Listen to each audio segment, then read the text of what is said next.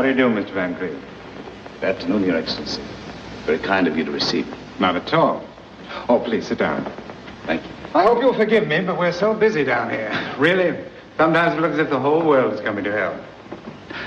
Frankly, I haven't had an opportunity to familiarize myself with your case. When did it happen, Mr. Van Cleve? Tuesday. To be exact, I died at 9:36 in the evening. I trust you didn't suffer much. Oh, no, not in the least. I had finished my dinner. A good one, I hope. Oh, excellent. I ate everything the doctor forbade. And then, well, to make a long story short, shall we say, I fell asleep without realizing it. And when I awakened, there were all my relatives speaking in low tones and saying nothing but the kindest things about me.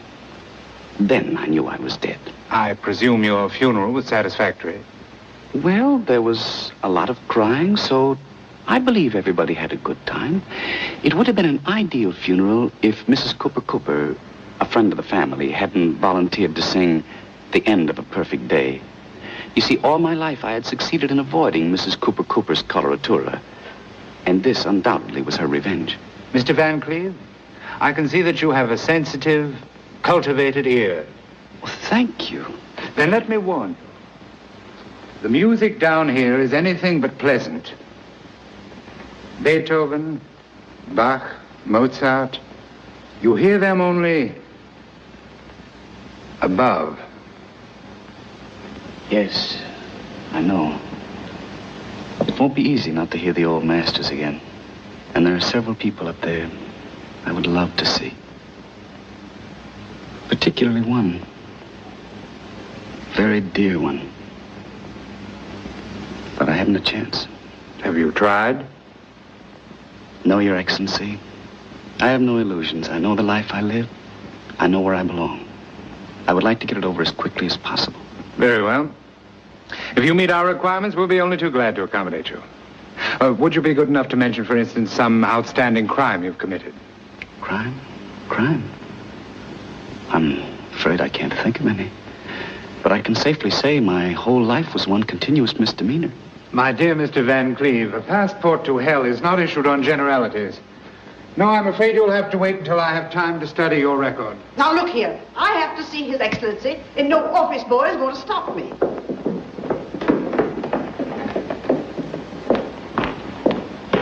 I beg your pardon, Your Excellency. Just a moment. I'm Edna Craig. Oh, yes, I have your record here. You'll be taken care of in just a moment. Really, I don't want to seem rude, but I don't think I belong here. In just Please a don't moment, misunderstand me. I think it's a charming place, isn't it?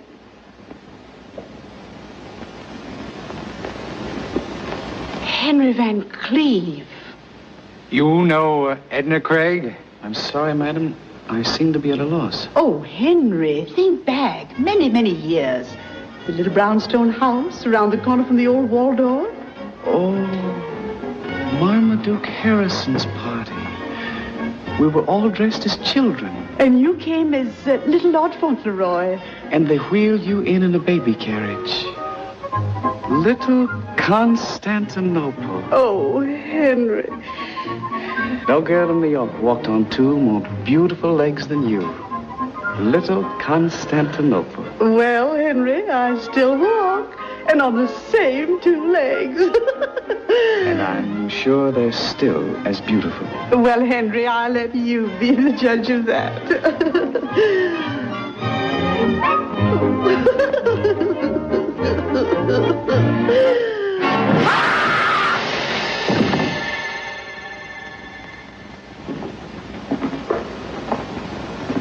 Those things are better left to memory. But I must admit you're beginning to interest me, Mr. Van Cleve. I think I can spare the time to listen to your story. Thank you, Your Excellency. Please sit down. Perhaps the best way to tell you the story of my life is to tell you about the women in my life. Well, let's start with the first woman. My mother. A lovely lady, but prejudiced. She thought I was wonderful. She was the first woman I ever fooled. Then there was my grandmother.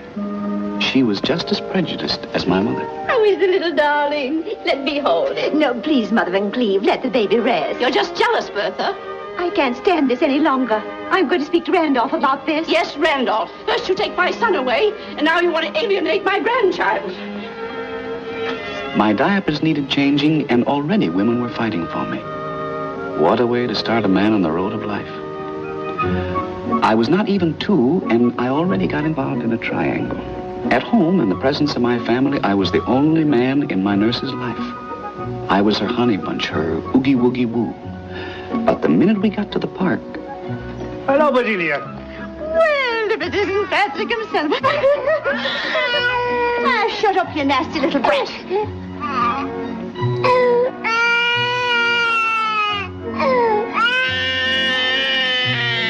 No wonder I became a cynic. My next lesson came from little Mary. Hello, Mary. Don't speak to me, Henry Van Cleve. You're a bad boy, and my mother says I shouldn't talk to bad boys. I bet you I don't know what I've got in this box. And I'm not interested, Henry Van Cleve. Then I won't tell you it's a beetle. A beetle? Do you like it? Oh, who doesn't like beetles? It's yours. Thank you. Oh, thank you, Henry. I wonder if I should take it. Well, if you don't want it. Oh, I didn't mean it that way. I was just wondering. Don't worry. I've got another one. Another beetle? Uh-huh. Oh, it's beautiful. It looks rather lonely, though. You know what I think? I think it wants to be together with mine. You mean you want this one, too? Henry Van Cleve, do you think I'm the kind of girl that would take a boy's last beetle? Oh, that's all right. You can have it. Thank you, Henry. Now, if you want to, you can walk with me to the corner. From that moment on, one thing was clear to me. If you want to win a girl, you have to have lots of beetles.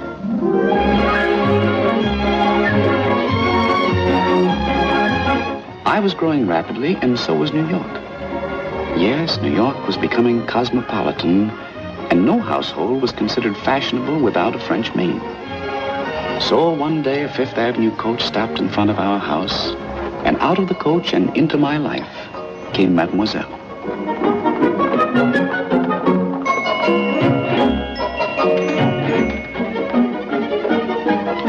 Mrs. Van Cleve will be here shortly. Merci.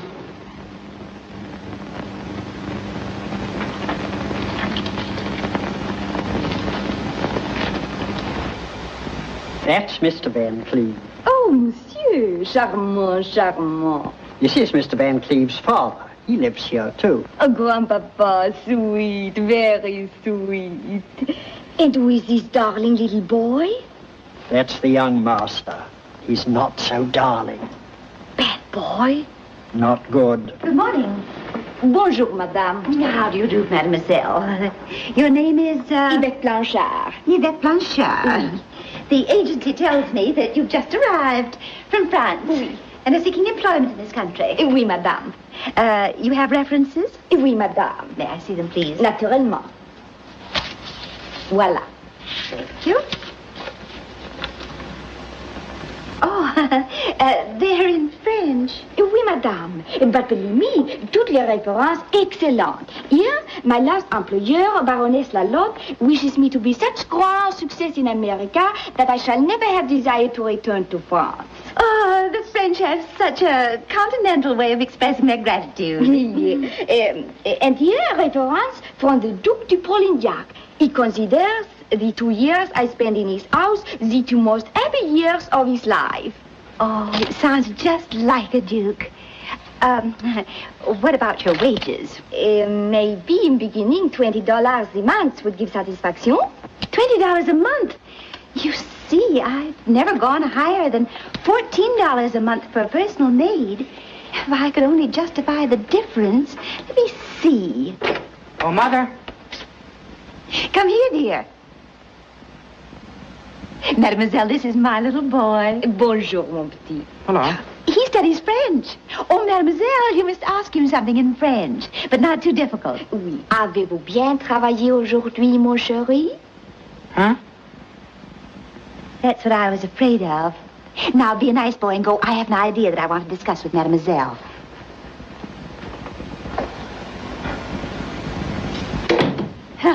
A brilliant child, but a little backward in his French. And it just occurred to me that... Oh, madame, it would be pleasure talk only French to little fellow.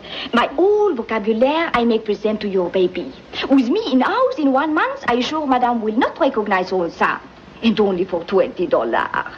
Of course, that's $6 more than I ever paid before. But let's try it. Merci, madame. Au revoir, madame. Goodbye, mademoiselle.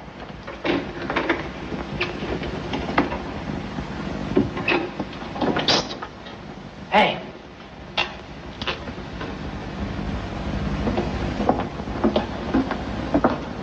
Oui? You're not going to work here. I'll see to that. What is the matter? Did I make little boy angry? Now, see here. That's the last time anybody's going to call me little boy. Oh, so sorry if I hurt feelings, but Mama... Yes, Mama. That's the trouble. Mama and Papa and Grandpapa and Grandmama. It's a conspiracy to keep me in short pants.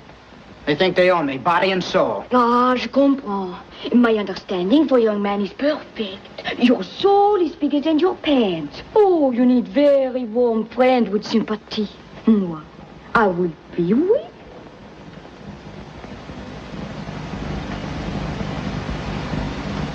I bet you couldn't guess in a million years what I have in my pocket. No, I do not know, but I'm sure it is something very bad, oui? Here. Oh, you smoke big black cigar? Sure, I'm going to smoke it. Any day now. Now we are very bad secret together, oui? That's nothing. I can tell you things that would rock Fifth Avenue to its foundations. Oh?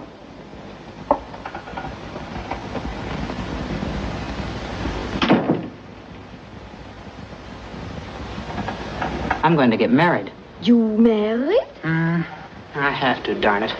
Oh, this is much worse than cigar. When did disaster take place? Oh, it all happened pretty suddenly. There's a girl around the corner. Well, you know. But I do not know. Tell me. Well, we were walking in the park and it started to rain. Oui? We climbed into a policeman's shed. And the policeman? He wasn't there. Well, anyhow, before I knew it, I lost my head. I don't know what got into me. I took her into my arms and then... And then? I kissed her. I may just as well face the consequences.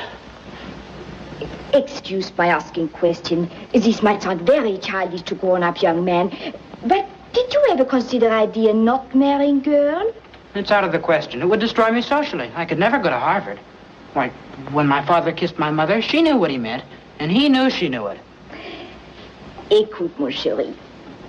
In your papa's time, Papa kissed Mama and then married. But this is 1887, time of bicycle. The typewriter has arrived. Soon everybody speaks over the telephone. And people have new idea of value of kiss. What was bad yesterday is a lot of fun today. There is a wonderful saying in France. Les baisers sont comme des bonbons qu'on mange parce qu'ils sont bons. This means kiss is like candy. You eat candy only for the beautiful taste, and this is enough reason to eat candy. You mean I can kiss a girl once? 10 times, 20 times, and no obligation. Now listen, are you telling me the truth or just trying to keep your job? I swear by the extra $6 I get from Madame. Gosh, this is a wonderful age I'm living in. Oui, so you do not have to worry about little girl. Oh, I've forgotten about her already. I guess I'm pretty blasé. Listen, Frenchie. What is it, my friend? If that's the way things are in 1887, what do you think's going to happen in 1888? Ah, we make that the subject of our first French lesson. Au revoir, monsieur.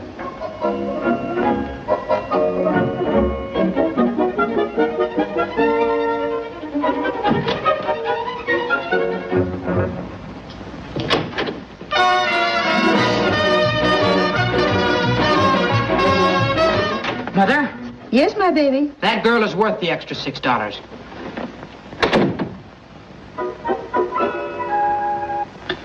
The pride of all the Van Cleves was my cousin Albert.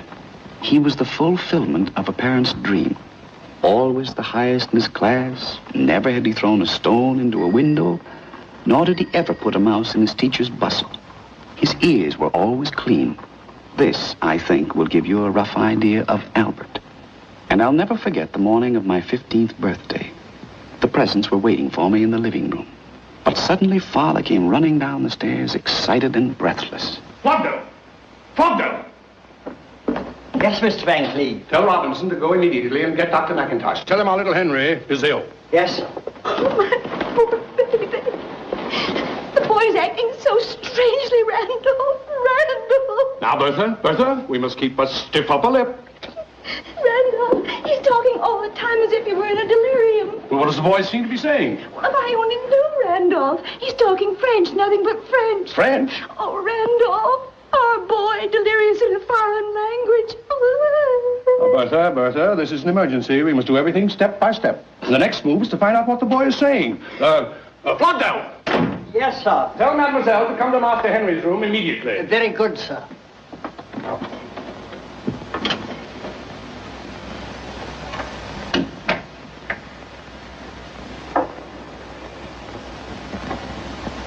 If only Grandpa would let me rub just a bit of garlic on his little chest. Stay away from that boy with your garlic. The boy's sick enough.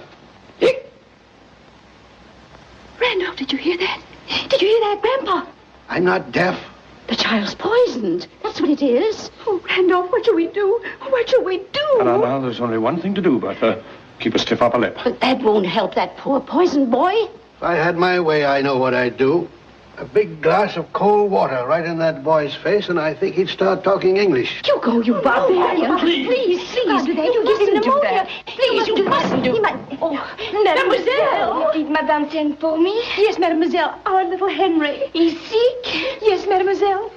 Oh, excuse, Madame, I'll be right back.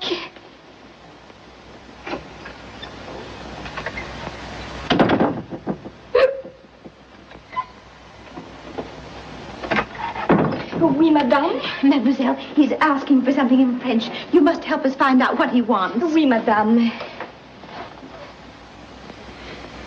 Look, he's smiling. He's far, far away. Well, he seems to be in another world. He's looking at Mademoiselle. I wonder what he sees. Yes, I wonder. Oh, je suis si malade. Mon estomac me fait si mal. Is he clear? Does it make any sense?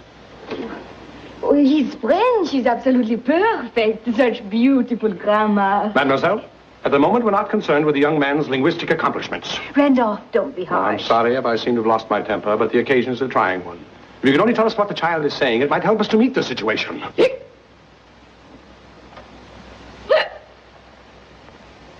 Must be contagious disease. Son, step out with me a moment. Good morning. What's going on? Now, son, you still don't know what's the matter with that boy? Oh, Father, I wouldn't presume to make a diagnosis. After all, I'm not a man of medicine. Randolph, how old are you? What an odd question, Father. I'm 43. Well, I think you are definitely old enough to be told the facts of life.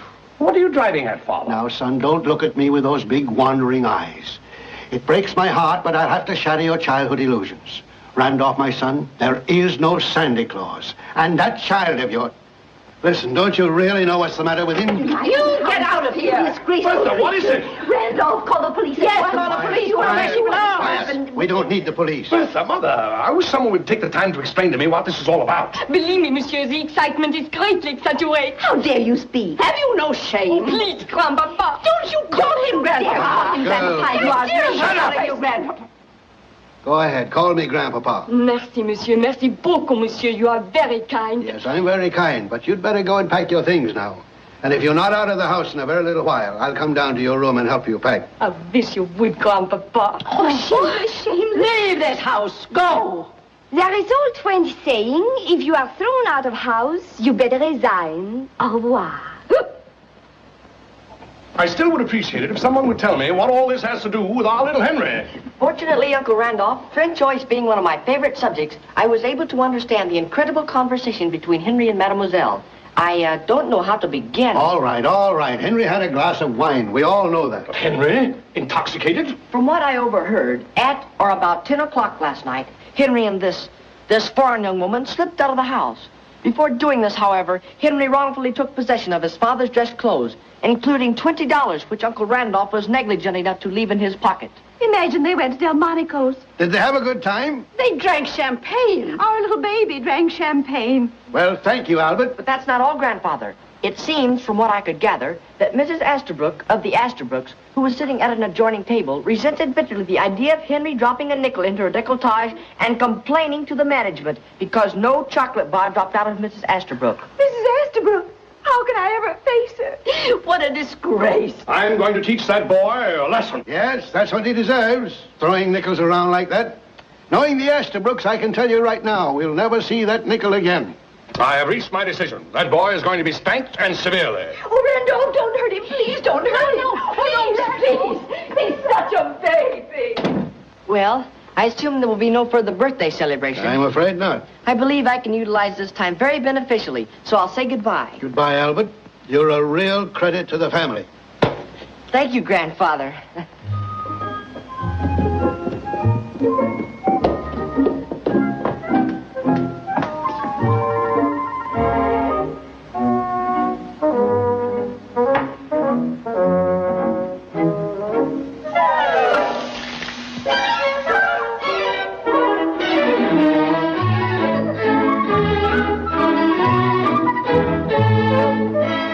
It was a Sunday morning, the day of my 26th birthday.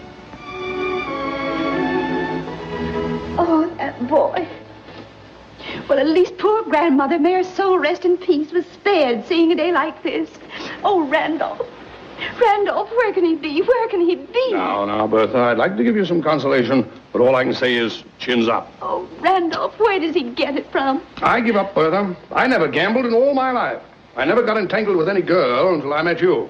Randolph, you call it entangled? I mean, you entangled my heart. Oh, of course, Randolph, we entangled each other's hearts. Believe me, Bertha, I never knew what a musical comedy girl looked like. Well, what can he possibly derive from their company? To me, they were creatures from another planet. Where does he get it from? Nobody in our family was musical. To this day, I wouldn't know how to find the stage entrance to a theater. It's always around in the back, up an alleyway.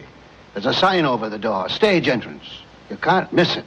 But I'm not interested, Father. I never was. Well, where does the boy get it from? Where does he get it from? Father built up the Van Cleve Importing Company from nothing. When he stopped, I carried on. Dad, you must admit, from the day I left Harvard, I earned every dollar I ever spent. Then why do you give him money without making him work for it? Well, I have to save the family name. What about you handing him hundreds of dollars? If I'd come to you for money, would you have given it to me? No. Would you give it to him? Why? Because I like him. Does it mean by any chance, Father, that you don't like me? Son, I love you. Now shut up and leave me alone. Good morning. Good morning, Aunt Bertha. Good morning, Albert. Good morning, Grandfather. Good morning, Albert. Good morning, Uncle Randolph. Good morning, Albert.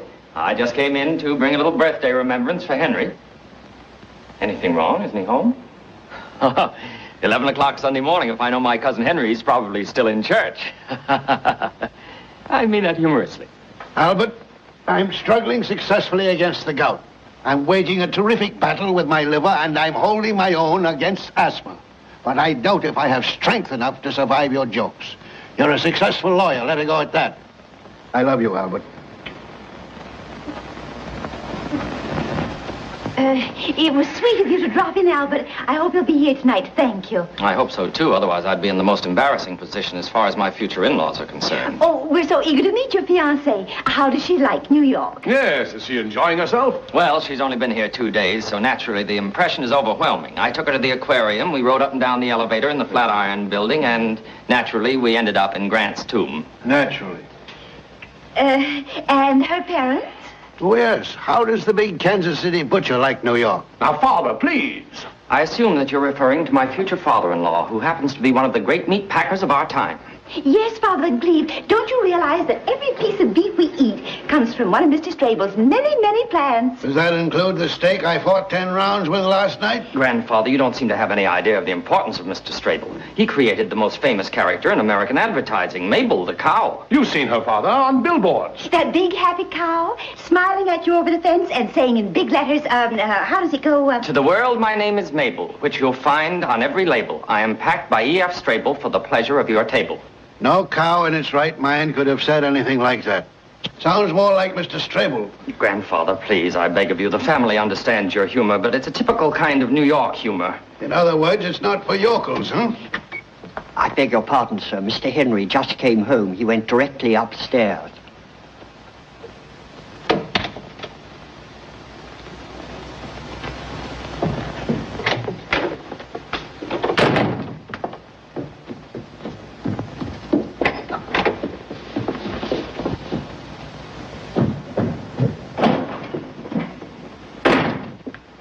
Aunt Bertha, when you see Henry, will you tell him that as a Van Cleve, I have the right to demand that he keep the shadow of scandal off our name?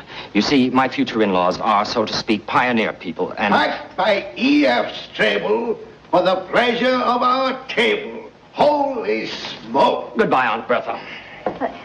Goodbye, Albert.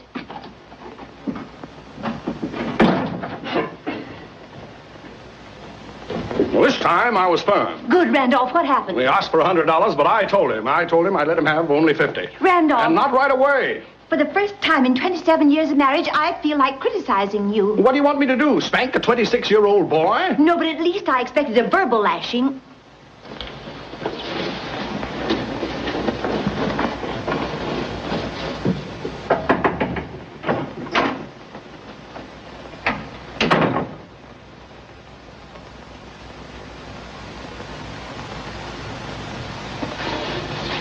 Are you all right, my boy? Yes, Mother. Many happy returns of the day. Oh. Mother, I'm sorry if I made you unhappy. Oh, Grandfather and Father and I are worried to death about you. You don't give your family a single thought. All you think about is having what you call a good time. Mother, I went out last night to raise Cain. Son, you mustn't talk like that. Don't worry, I didn't. I couldn't. I couldn't get her out of my mind. Son, you worry me. Are you well? Mother, when you saw Father for the first time, did you feel that unmistakable something? Did you feel an electric spark from your head right down to your toes that swept over you like a hurricane that threw you to the ground? But you bounced up again and you floated right over the treetops? Spark, hurricane. Heaven forbid. I never had such a feeling. Henry, where do you get it from? Not from me. And certainly your father never had any spark. Mother, all I'm trying to say is I met a girl yesterday. Oh, I hope she comes from a good family. I don't know. And frankly, I don't care. Mother, when one sees a lovely rose... One could be certain she comes from a fine rose bush. Mother, even if this girl's father turned out to be something of a buttercup, I wouldn't care. What's her name? Where does she live? I wish I knew. She isn't one of those musical comedy girls. Oh, no, Mother. It's an entirely different kind of music. It's not the hoochie-coochie. It's not the can-can. It's like a waltz by Strauss. Like a minuet by Mozart. Henry, where do you get it from? From you, Mother. Now you must be just. When I was a little boy, you wanted me to believe in fairy tales. And now that one has really happened, you remember that story about the young man, I think he was a shepherd, who was walking in the woods? Oh, you've been in the country. No, Mother. It happened right on Broadway. Suddenly, the young man saw a big castle, and leaning out of the window was the most beautiful princess. Nothing could stop him. He climbed up the parapet of the castle. Henry, you haven't broken into the Waldorf again. Mother, darling, let's forget the fairy tale. Well, it's about time you grew up. I came here to scold you, and I'm going to do it. Now, look at your cousin Albert. Not much older than you are, and already a corporation lawyer, engaged to a lovely girl of a well-known family. Henry, now this may sound severe, but you've got to pull yourself together and settle down. Mother, I don't think I'll ever find this girl, but if I did, then all your troubles would be over. If she didn't want me to gamble, I wouldn't look at another card. I'd stay home every night. Mother, I might even go to work. Henry, that's wonderful. I don't know about the girl, but the fact that you have the desire to settle down makes me so happy. For the first time, you're beginning to sound like your father. Mother, I don't know where this girl is, so don't expect too much. Oh, now listen to your mother. Don't worry about that girl. Another girl will come along. I'll look for one myself. How's that? Fine, Mother. And when I find a girl for you, she'll be Miss Wright. And you know where we'll find her? In the home of Mr. and Mrs. Wright. Oh, Henry, you're making me so happy. Mother, I was riding around for hours and hours trying to forget this girl. Oh, child, don't worry. Well, it was very expensive. The cab is still waiting out in front. And the driver was so nice to me that I promised him... I know. Your heart's always bigger than your father's pocketbook. Look under your pillow. I put something there last night.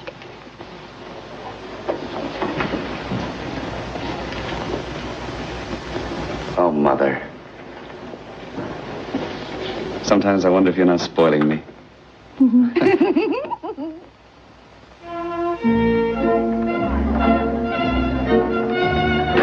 Idiot? Well, Thank you. This is a great occasion. You must be proud of your Albert. Yes, I think we have a pretty good son. And I hear the Strable family are... We couldn't ask anything better for our Albert. Oh, wonderful. Mr. and Mrs. Strable and Miss Strable.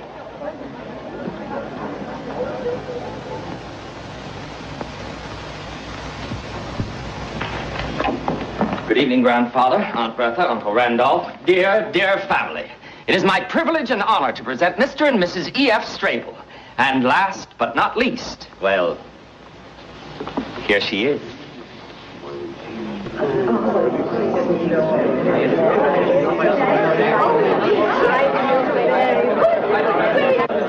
How do you do, madam? How do you do? I can't tell you how much I've been looking forward to the pleasure of meeting you.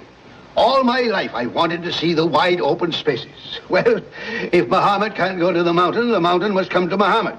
You're welcome, Mrs. Strable. Yes, we're pretty proud of Kansas. Naturally. And you, Mr. Strable, welcome to our family. Mr. Van Cleve, we people from the West don't talk much, but when we say something, we mean it. Thank you. Thank you for giving me the chance to meet the man who feeds the nation. I hope this will be the beginning of a lifelong friendship. May you lie as solidly anchored in our hearts as you do in our stomachs. And, Grandfather, this is Martha. So this is Martha, huh?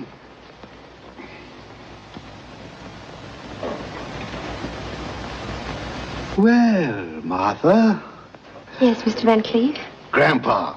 Yes, Grandpa. If I were about 50 years younger, I'd take you right away from that splendid young man you're going to marry and who's going to make you a wonderful husband. Kiss your grandpa.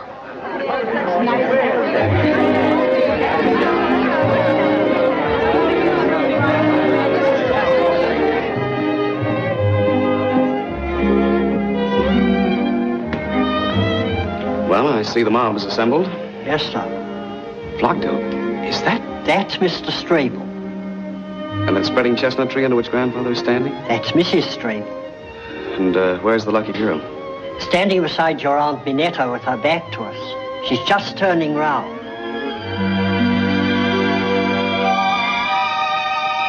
Charming young lady, if I may say so. Flockdale, I don't think I can stand this party. Get my hat and coat. But, sir. My hat and coat. Henry, there you are. Many happy returns. Thank you. And now it's about time for you to come and meet the Strables. Where are you going? Out. I beg you to stay and behave like a Van Cleve just once. The Strables know it's your birthday and they want to congratulate you. Oh, Martha. Martha? Yes, Albert? Dearest, I want you to meet Henry Van Cleve. This is the cousin whose birthday we're celebrating today.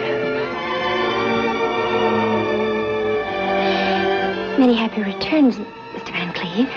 Cousin Henry? Cousin Henry. Thank you, Cousin Martha. Well, here she is, Henry. Now I've done my duty bringing some new blood into the family. It'll be your turn next. It's most unlikely. Oh, nonsense. All you need to do is to meet the right girl. It's difficult, Albert. I'm afraid I'll never have your luck. Yes, no question about it. I'm lucky. Well, shall we go in? Father Strable! Father Strable! Don't be afraid. I should have told him. It would have been the thing to do. It shall remain our secret, I promise. Thank you. Yes, we had a secret. The most innocent secret I ever had. It happened Saturday morning in Wanamaker's department store.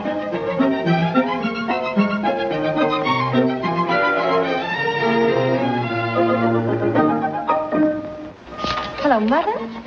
I'm at the hairdresser's. They're still doing my hair. Yes? Oh, yes. Just a moment and I'll ask them how long it'll be. Here was a girl lying to her mother. Naturally, that girl interested me at once. They say it'll take about 15 more minutes. I'll be home at the most in half an hour. Don't worry, Mother. Goodbye. Why was this angel lying to her mother? I had to find out, so I followed her. But even if she hadn't lied to her mother, I would have followed her anyway.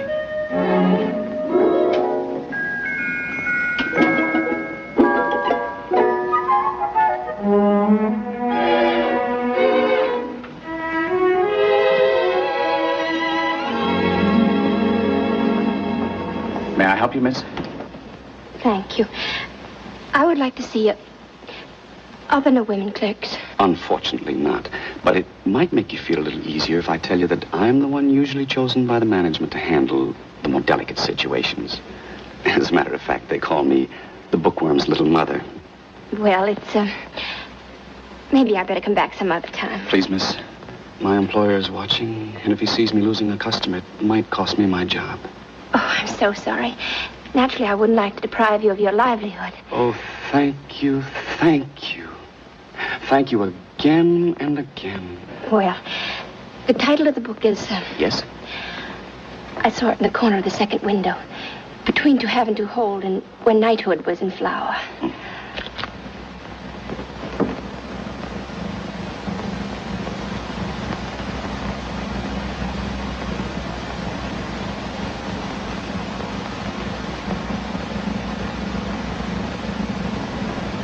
There you are. I probably should apologize. I imagine I should have called you madam. No, it's still Miss. But not for long, I presume. That's quite right. How much is the book? Oh, we would be only too glad to charge it if you would be kind enough to give me your name and address. Thank you, but I'd rather pay. How much? It's very expensive. Oh, that's all right. Now, this is against the interests of Mr. Brentano. But since I am, so to speak, your literary confessor, I must be honest with you. Don't buy this book. You don't need it. I'll tell you something much more appropriate for you. Leave your nest and fly away with me. Well, I might buy that book, too. Well, we don't have it in stock right now, but I'd love to discuss the idea with you. And if you like it... I'm afraid I haven't much time. So please, will you tell me how much is How to Make Your Husband Happy? Look at her. Dr. Blossom Franklin. Now, where could a woman like that have found out how to make her husband happy? You certainly don't want to learn anything from her. You're so charming, so young, and so beautiful. I beg your pardon. You shouldn't say such things. You see, miss, when selling literature, one gets poetic. And you must forgive me if I take poetic license once in a while. I'd rather not discuss it any further, and if you don't mind, I'd like to buy this book. I do mind. Now, imagine I'm the man you're going to marry. I couldn't imagine any such thing. Well, what's the matter with me? You think I'm that terrible? Please, I just came in here to buy a book, that's all. I understand. But for the sake of discussion, let's say we are getting married. Believe me, I don't want anybody to tell you how to make me happy. The greatest gift you could bring me is to be just as you are. Adorable. All I want is a book. Stubborn, eh? What? Pardon my poetic license. If you don't change your attitude, I shall have to complain to your employer. I'm not employed here. I'm not a book salesman. I took one look at you and followed you into the store. If you'd walked into a restaurant, I would have become a waiter. If you'd walked into a burning building, I would have become a fireman. If you'd walked into an elevator, I would have stopped between two floors and we'd have spent the rest of our lives there.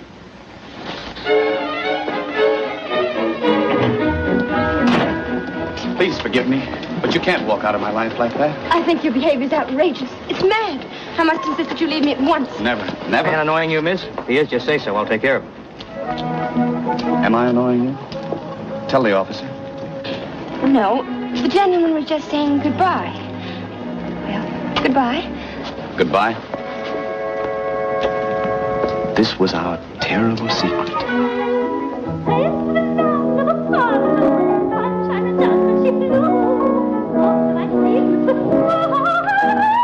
I'm terribly sorry, Albert. Dearest, you don't seem to realize who's saying it. I know, young Mrs. Cooper Cooper. If it were just a relative, it wouldn't be half so embarrassing. But Mr. Cooper Cooper is one of your most important clients. I haven't forgotten. But what could I do? I had to sneeze. But you did it right in the middle of her area. And 5 times. Because I had to sneeze 5 times.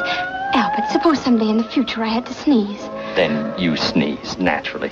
Don't you worry. After all, I'm taking you for better or for worse. Do you think you may have to sneeze again? I don't know. I can't guarantee it. Well, then let's not take any chances. Why don't you go in the library and rest a while and see how things develop? Make yourself comfortable. Read a book. I think I'd better go back for the encore. Yes, dear.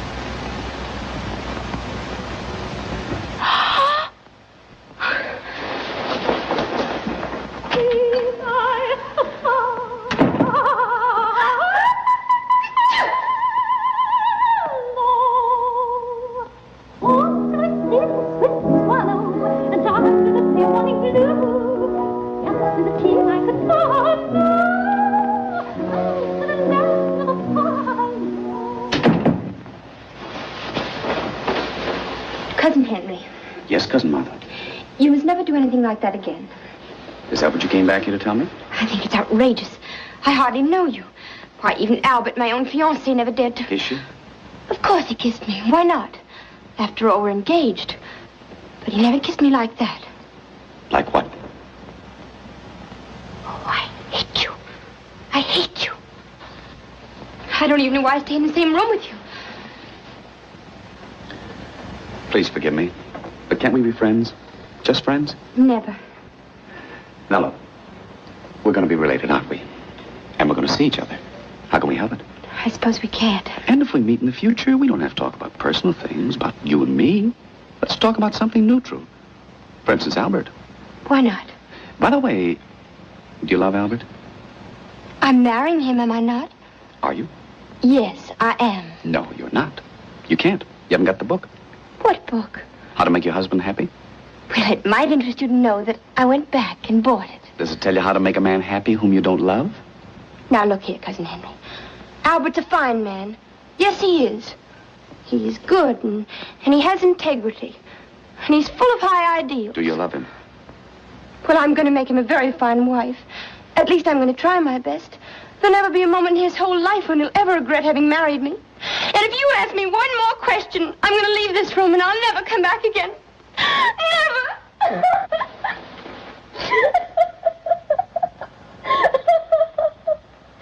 I still can't understand it. An angel like you and Albert, it doesn't make sense. Why do you want to marry him? Well, you see, I always wanted to live in New York. I don't want to say anything against Kansas, but life on my father's estate. Don't misunderstand me. We have all the modern conveniences and luxuries, but... Oh, and you don't know Father and Mother. Well, I've only just met them. Don't you think they're sweet? Well, yes, very sweet. Yes, they are. But it's not very easy to live with them. You see, most of the time they don't talk to one another. And whenever a young man... And there were some very nice ones. Oh, I'm sure of it. If one of them asked for my hand and my mother said yes, my father said no. And when my father said yes, my mother said no.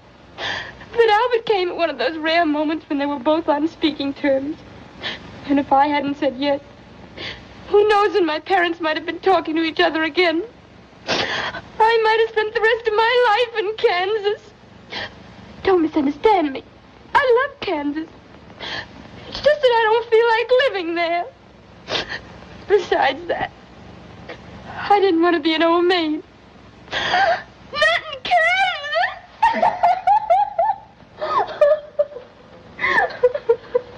Well, you're going to live right here in New York, and you don't have to marry Albert. I don't know what you're talking about. Yes, you do. You're going to get married, but not to Albert. And yet you won't even have to change the initials on your linen. You're going to marry me. Oh, we can't do that. How can I marry you? I'm not even engaged to you. Martha, do you love me? Why, I hardly know you. You don't need to know anything when you love. Love needs no introduction. You love or you don't love. You're mad. You don't know what you're saying. You must be out of your mind. Do you love me or don't you? Trying to take away the fiancé of your own cousin, causing a family scandal. Do you love me? Yes.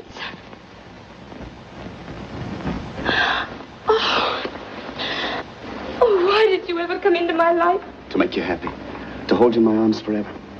I'll never be able to look my father in the face. I'll never be able to go back to Kansas again. Isn't that wonderful? Oh, I wish I were dead. Look, let's get away. Let's get married immediately, right away, tonight. You mean elope? That's what I mean. But where would we go? Oh, I never did such a thing before. I feel so helpless. I haven't got a thing with me. Oh, I wish I were dead. When Romeo and Juliet ran away from home, they didn't stop to say goodbye. When Leander swam the Hellespont to his beloved, he didn't bother to take a suitcase along. When Tristan falls in love with the soldier, they have to sing for 3.5 hours. And all I'm asking you to do is to hop into a cab and drive to the first justice of the peace. What are we waiting for?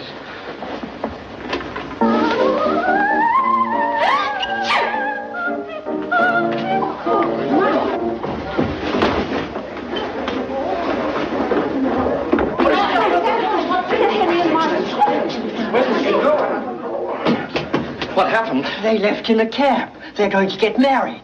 Married? Frederick! Oh, Randolph, where does he get it from? Now, Bertha, keep a stiff upper lip. Sir, I am still too dazed to express myself clearly, but I assure you that the sentiments of our family are with you. If this happened at home, my husband would jump on a horse and lasso them back. Don't you tell me what I would do. But there's one thing I am going to do. Disinherit her. She'll never see another nickel of mine. We came here from Kansas, a happy family. Well, anyway, a family. We loved our Martha. Don't mention her name again. And if she comes crawling back to me on her knees, she'll find the door closed. And don't you open it. Please, dear family, thank you for your efforts to comfort me in my bereavement. But I feel there are others who need even more consolation than I do. Uncle Randolph and Aunt Bertha, you will have to forget as the years pass by that you are the parents of the guilty party.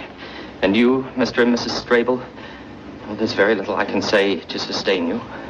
And to you, Mrs. Cooper, I offer our deepest apology for the unfortunate interruption of your beautiful aria.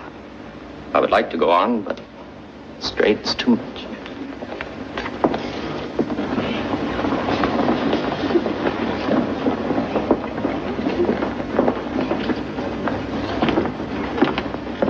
Pronto. Do you know where they were going? No, sir. Pronto, we've been together for 30 years. You've never lied to me. Now tell me, do you know where they were going? Yes, sir. Get your hat and coat. Very well, sir. Get a cab and tell the driver to go like lightning. Very well, sir. Floxel, I think they should have a honeymoon, don't you? I think so, sir. Hurry. She was packed by E.F. Stribble to be served at Albert's table. But that Henry changed the label. That's poetry. In the next 10 years, old houses were torn down. New houses rose taller and taller. New York was changing all over. But our marriage had lasted just like our two-story gray stone house.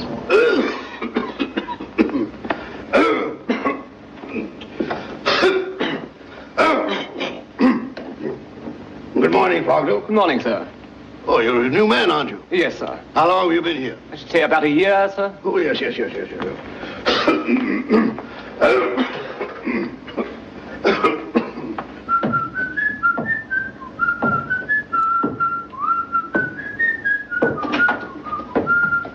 Jackie, Good morning, Daddy. you know very well you're not supposed to bounce that ball until your mother is up. I'm sorry, Daddy. Now, I've told you this many times. And I'm always sorry, Daddy. Daddy, I'll bet you'd like to know what I'm going to give you for your birthday. I'm dying to know. It's something to wear. Well, let's see now. Is it a tie? I'm not telling. I'll give you a hint. It has 22 colors in it. No tie can have that many colors, so it can't be a tie. It can't be, huh? No, I'm not saying it is a tie. But if it were a tie, there wouldn't be another one like it in the world. Well, I can believe that, Jackie. Daddy, how old are you going to be? 36? That's pretty old, isn't it? Well, I never thought about it, but I guess it is. Daddy, when you were as old as me, what kind of a kid were you? Well, I was very obedient. When my parents told me to go to bed, I went without arguing. I did my schoolwork, brushed my teeth every morning. Gee, Daddy, I guess you were a wonderful boy. Well, I suppose I was. And old Grandpa must be a terrible liar. Well, goodbye, Daddy.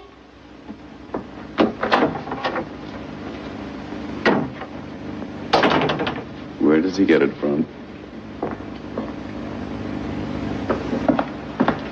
Good morning, Grandfather. How are you feeling? That's fine. Morning, Mother. Good morning, Henry. Mother, I want you to look at this. Do you think Martha will like it? Oh, it's beautiful. After 10 years of me, she's entitled to it. Yes, 10 years next Tuesday, and you'll be 36. Mm-hmm. Oh, if your dear father could be here and share this happiness with us. I always thank heaven that he lived long enough to see you settle down, become a fine husband, good father, and a wonderful son. Well, it's all Martha. And only Martha. You know, Mother, I'm the luckiest man in the world.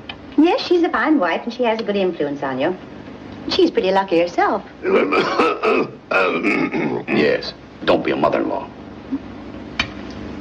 By the way, isn't she coming down to breakfast? I didn't go into her room. The opera lasted until after midnight, so she's probably tired.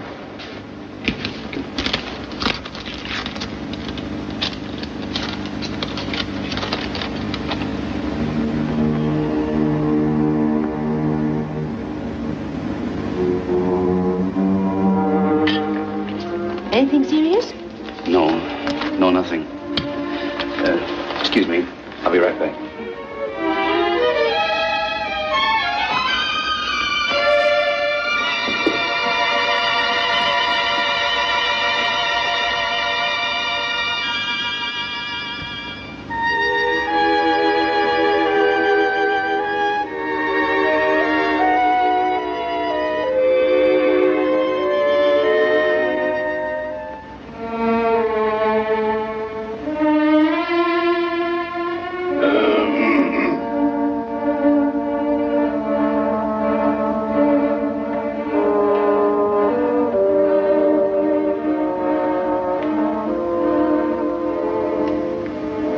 Where is she? Let me see that telegram. It's just something personal. It has nothing to do... So, you don't trust me anymore, I'm getting too old.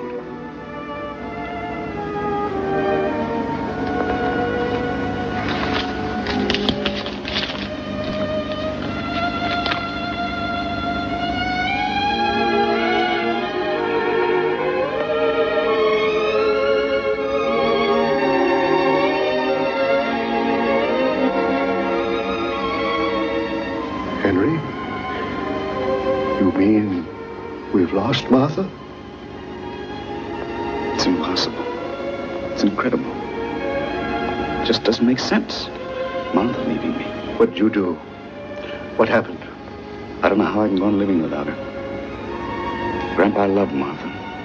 I love her more than anything in the world. I didn't ask you that. I asked you what happened. I don't know.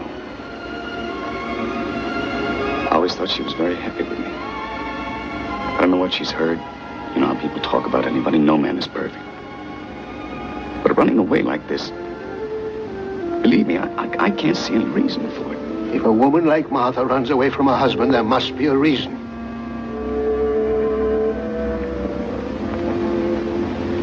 Now, look here, Henry.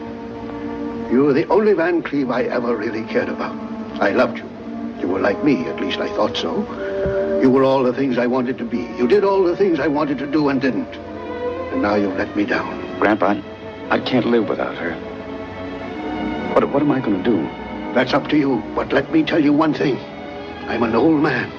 I might have to go any day now. And if you can't make Martha forgive you, I'll be waiting up there right in the entrance. And if you ever dare to climb up that ladder, I'll hit you on the head with a baseball bat.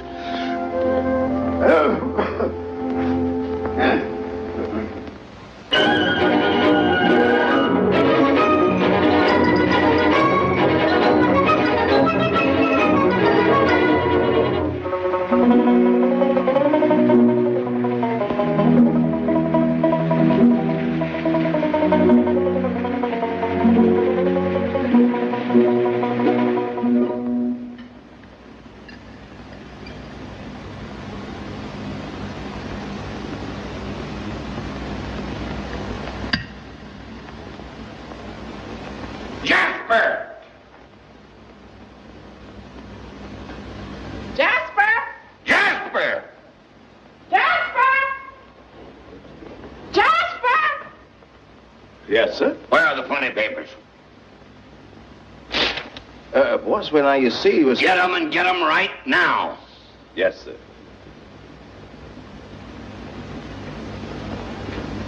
Good morning, Mrs. Strable. Good morning, Jasper. This terrible bad weather we're having today. You know, when I see it pouring like this, I often wonder where does it all come from. You tell Mr. Strable he'll get the funny papers when I'm through. And not 1 second sooner. Yes, ma'am, I certainly will. Excuse me, ma'am. Boss? I just had a very fine conversation with the missus. And she says if you just be good enough now to give the matter a little patience, as soon as she finishes the Katzenjammer kids, I think I came down especially early this morning to find out if the captain got out of the barrel. This goes on every Sunday, and I'm not going to stand it anymore. Jasper! Excuse me, Mr. Strable. Yes, sir? You can tell Mr. Strable the captain got out of the barrel. Boss! Boss! Got good news for you. The captain is out. Ain't that fine? Now you can have a few more cakes. Just a couple. I can't see how he could get out of that barrel. Why, that barrel had wooden slats nailed down on the top and the bottom, and there were steel bands all around it, and they left it in the middle of the desert. Now, how could he ever get out of it? You eat your cakes while they're nice and hot. In the meantime, I'll see what I can find out.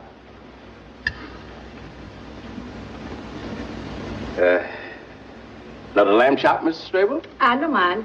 About that barrel. The way he got out of it was a friendly snake came crawling. Don't tell me! You know it's no fun unless I read it myself. What are you trying to do? Ruin my Sunday? Will you tell Mr. Strable I was talking to you? Jasper, the snake came crawling along in the desert, wound itself around the barrel, and then crunch! I can't live in this house any longer! Mr. Strable, What do you want, Daisy? there's a gentleman here to see you. Say he's from New York. His name is Van Cleve. Van Cleve? That's the gentleman's name, yes, sir. The nerve of him, trying to walk into this house. Tell him to back where he came from. Yes, Van. Wait a minute, Daisy. Yes, sir. Maybe I want to see Mr. Van Cleve. And if I want to see him, he'll come in. And if I want him to stay here, he'll stay right here. Now, Daisy. Yes, sir. You go out and tell that man if he's not off these premises in 10 seconds, I'll wring his neck. Yes, sir. I'll most certainly tell him. Jasper, get me some fresh hotcakes. Yes, sir. Excuse me, sir. But maybe something didn't happen to Miss Martha. You talk too much. Yes, sir. Jasper, Yes, ma'am. tell that man to come in. Yes, ma'am. Hurry up. Yes, sir. Van Cleve, if you please. How do you do? Oh, it's the other one. It's Albert. Hello, Albert. How do you do, Mrs. Strable? How do you do? How do you do, Mr. Strable? Well, we haven't seen each other Not since that ill-fated occasion 10 years ago tomorrow. Had breakfast? Yes, thank you. Well, sit down anyway. Thank you. Got some business in Kansas? No, I was on my way to California, but I said to myself, why shouldn't I stop and pay my respects to those charming Strables? Well, what do you want? Nothing in particular. Good. Oh, yes, there is one bit of news. I'll bet you can't guess whom I met accidentally on the train. Probably not. How's business in New York? Very good. Well, I don't want to keep you in suspense any longer. I met your own daughter, Martha. Don't mention her name in this house. We don't want to hear anything more about her. My dear friends, speaking as a jurist, may I say that even in our penal code, we have wisely provided a system of parole. And I have excellent reason to believe that the party, whose name I naturally will not mention in this house, has amply paid for her mistake. Good. And I am sure there is nothing she'd like better than to come back to the paternal nest. So she wants to leave him, and now she remembers us. Not a chance, Albert. That's final. Well, she's waiting in a carriage in front of this very house. Who? Martha? Martha here? Yes, Mr. and Mrs. Strable. Shall I bring her in? But I don't know what Mrs. Strable thinks. Well, And I don't care. I don't care what you think. She might just as well come in and stay till after the rain's over. All right.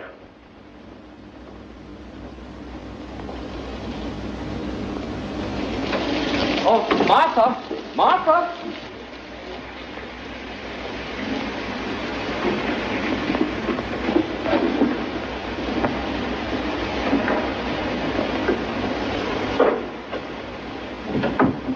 Hello.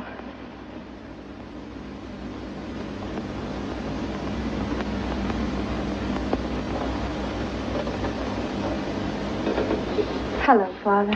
Hello. Hello, Mother. Hello, Martha. Welcome home, Miss Martha. Thank you, Jess. We all missed you. Get out of here. You talk too much. Well, I assume there are things between daughter and parents that are better left to the daughter and to the parents, if you'll excuse me. Well, I suppose it was a pretty muddy ride from the station and all that rain. Yes, I suppose it was. Do you want some breakfast? Sunday morning, we got wheat cakes. Thank you, Father, but I'm not hungry. Well, the place hasn't changed much, has it? No, it looks exactly the same. Maybe now you'll appreciate your home. It took you 10 years to find out that we were right. If you'd listened to your mother... And your father, things might have been different. I think I'd better be going. Oh, you're getting touchy, huh? But if anyone has a right to be angry, it's us. But we're willing to let bygones be bygones. After all, we're not made of stone. If a daughter comes home and is sorry... I'm not sorry, and I don't want your forgiveness. Then what did you come home for? I came here because I felt I wanted to see you. If you expect me to get down on my knees... Now, forget it. After all, you were young, and it probably was all the fault of that... Please, Father. I don't want to hear a single unpleasant word about the last 10 years, or I'll have to go.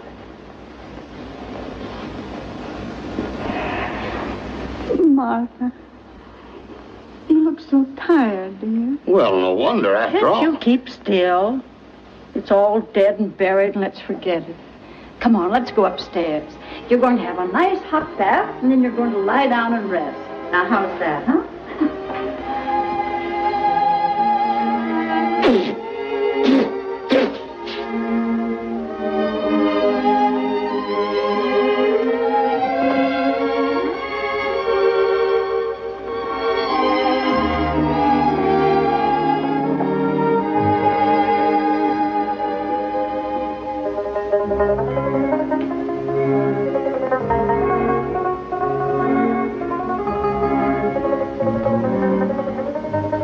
So he really got out of that barrel. Well, what do you think of that?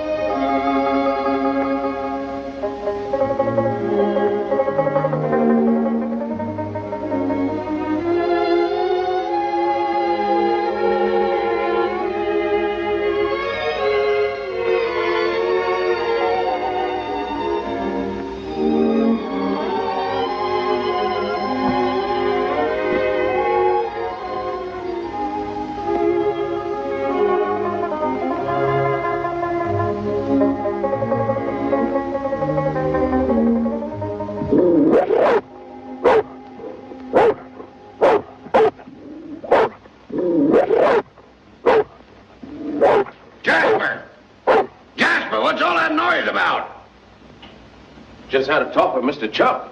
You see, somebody say they saw a couple prowlers on the ground. Maybe some of them horse thieves. Well, tell Chuck to keep after them. Yes, sir. If necessary, shoot them. Yes, sir. Excuse me, Father, but if you don't mind, I think I'll go upstairs. I'm getting pretty tired. Good night. Good night, Martha. Good night, Mother. Good night, dear. Remember, breakfast is 7:30. Yes, Mother. Good night, Albert. Good night, Martha.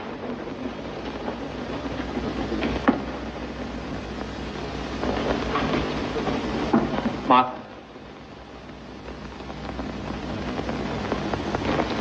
Well, Martha, I want you to have a restful night.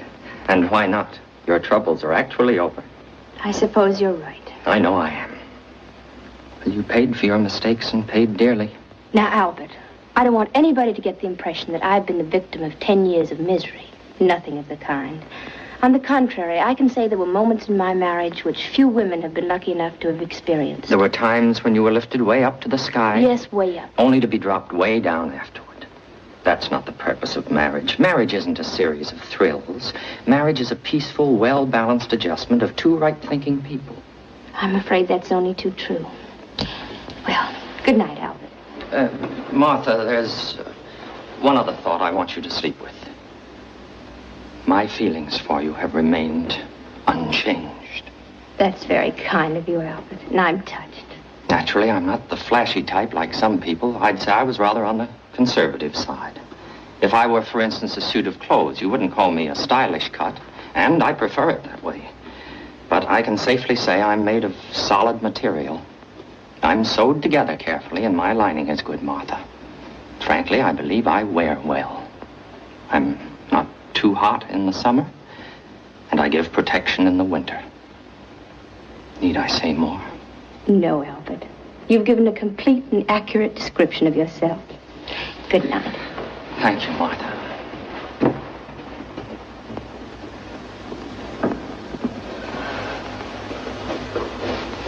Miss Martha.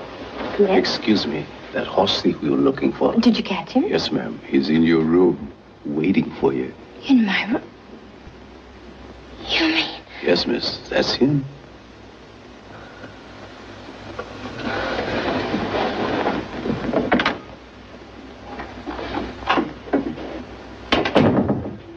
Martha, darling, sweetheart. How could you do a thing like this to me? Don't you realize what I went through? Oh, Henry. Running away like that without a word. Can't you imagine how I suffered? How could you do this to me? Oh, Martha, Martha. Henry, it won't work anymore. What's Albert doing here? I met him by accident on the train. He was very nice to me and... You expect me to believe that? Here I am looking all over the world for my wife, going insane with despair. And where do I find her? 2,000 miles away in a lonely country place with another man. I don't see how I can stand anymore. Henry, it won't work. Very well. If it comes to the point where a woman doubts her husband's sincerity, there's nothing more to do. Everything is over. Goodbye, Martha. Goodbye, Henry.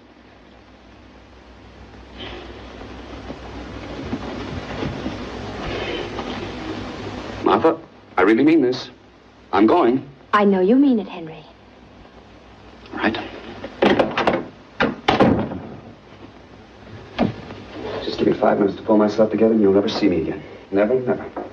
Oh, Henry, I know your every move. I know your outraged indignation. I know the poor, weeping little boy.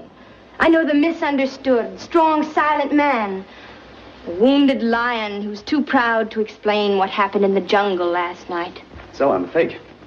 I'm false. I'm cheap. Oh, Henry, please. I know I brought you nothing but unhappiness. You know that's not true. Oh, so we had some good times together. Some wonderful times. Well, then what do you want? What did I do? Even a murderer has a right to defend himself. You can't hang a man without evidence. I know. If I only knew what particular thing is in your mind. Have you seen that Minetta recently? Yes, of course I've seen. Oh, well, now everything is clear. This is something I didn't even want to mention to you. It's so unimportant. When she saw me, yes, I was at the plaza having tea, and at the table with me was a very handsome young woman, but believe me, there was nothing to it. I would have come to and explained to you myself. But you didn't want to make me uncomfortable, even for 1 second. Yeah, that's right, darling. That's exactly right. Henry, it won't work. And besides, Aunt Minetta didn't say one word about you. And as for the very beautiful young lady at the Darling, plaza... I can easily explain that. Oh, I know you can. You're a master at that. All right. I'm fighting a losing battle. I don't love you. I never loved you. I love everybody in New York more than you. There you go again.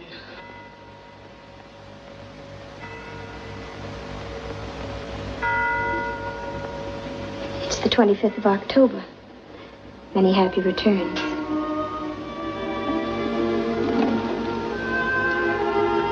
Thank you, Martha. But it's something much more important than my birthday. It's our anniversary.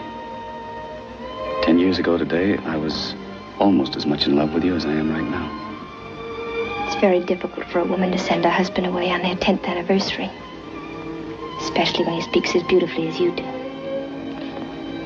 But I must do it. All right, darling. I know it's all over. I'm sure you'll find someone else who will be really worthy of you. But let's pretend, just for a minute. Happy anniversary.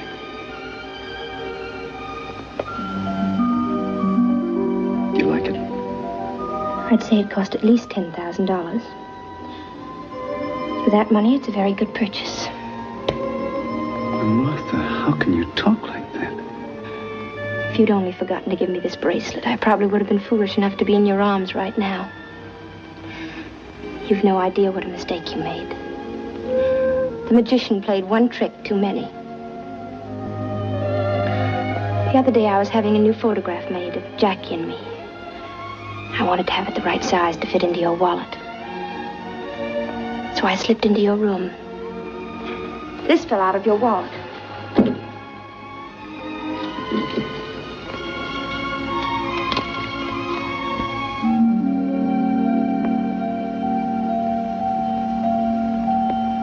And I don't ever remember having received any bracelet from you on or about May 2nd. Oh, so that's what it's all about. And to think that you went through all this just because the jeweler made a mistake. And that's what the whole thing is, a mistake. Naturally, I didn't buy a bracelet for $500. Has Cartier ever made a mistake in any of our bills before?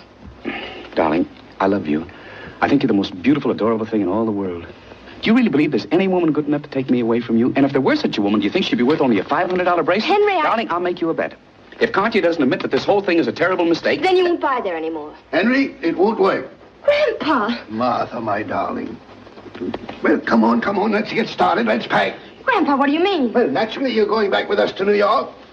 Well, what are you staying there for? You're making a pretty bad job of it. Come on, sweep her off her feet or we'll miss the next train. If I can't make her happy, then I don't want her to come back. Yeah, that's better. No, I mean this seriously. Well, that's why it's good. Look, Martha, let's face it. You want a divorce. I see no other way. What about Jackie? Naturally, I want him. I think you're right. I think he should get away from me. Oh, I didn't mean it that way. But I did. I adore the boy, and therefore I think he shouldn't be with me. Well, I don't think a child should be deprived of his father. Do you want him to grow up to be another Henry Van Cleve? And on his 36th birthday, make his wife as unhappy as I've made you? Are the rest of your things in the closet, Martha? Yes. For instance, do you know what our little Jackie did the other day? What? He bought some ice cream for a little girl. Well, what's wrong about that? I think it's charming. But the girl he bought the ice cream for was not the girl he should have bought it for. It wasn't? No. The little devil. And when the one little girl found out that the other girl... Well, that boy got himself into such a mess. Oh, if I only could have been there. You should have seen our little Jackie trying to get himself out of that situation. Did he? Yes. Little girl likes him better than before. Good. What a child. Believe me, he is a problem. I suppose so. When he comes and makes up his little stories, you know they're just little stories, but he wants you to believe them so badly that you wish you could. And finally, what can you do but...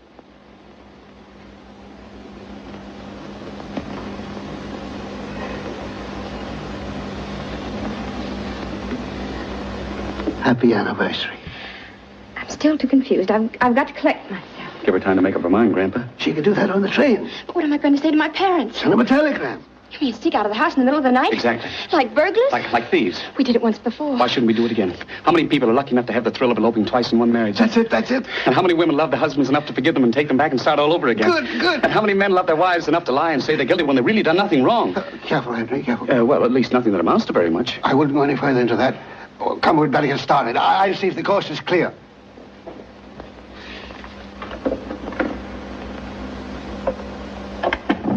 Jasper. Yes, Jasper. Everything ready? Yes, sir. Right out in front. Jasper, all my life I've wanted to run away with a woman. And Jasper, it's happening. Thank you, sir. All right, come on. Goodbye, Miss Martha. Goodbye.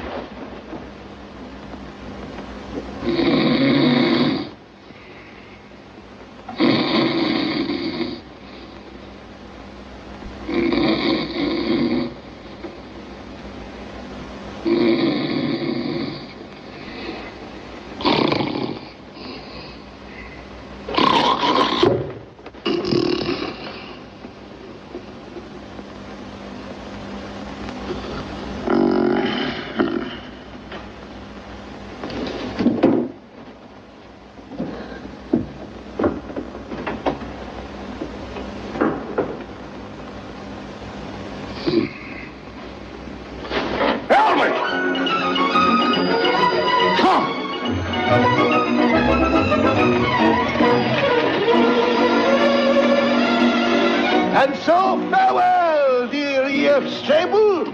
We'll take Martha, you keep Mabel. Yippee!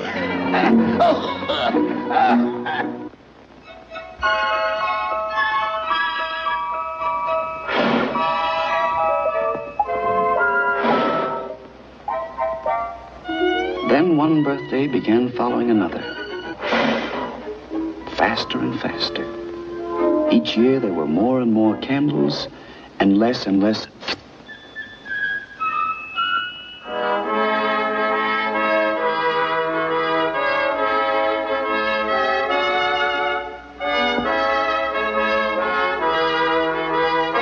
Yes, I became 45.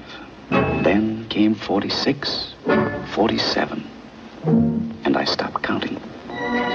On one of these birthdays, Martha and I, just the two of us, went to the Follies. I'm the sheep of Araby. Yes, indeed, he's the sheik of Araby. Your love belongs to me. We're in love, as you can see. At night when you're asleep. Late at night when the moon is shining bright. Into your tent I'll creep. I'll be creeping when we're asleep. The stars that shine above. Way high in the sky up above. Will light our way to love. Our way to love. You'll rule this land with me. How happy we will always be. The sheik of Araby. Suddenly, I noticed a very attractive girl coming down the staircase. To me, she was just another attractive girl, but I must admit, attractive. Anyway, a few weeks later, I happened to find out that her name was Peggy Nash.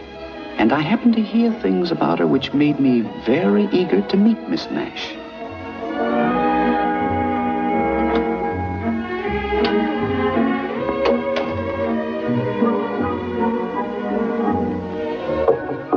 Yes? Mr. Jones to see you. I'll be out in a minute.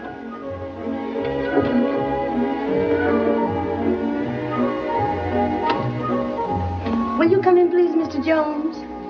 Thank you. Miss Nash will be with you in just a minute. Thank you.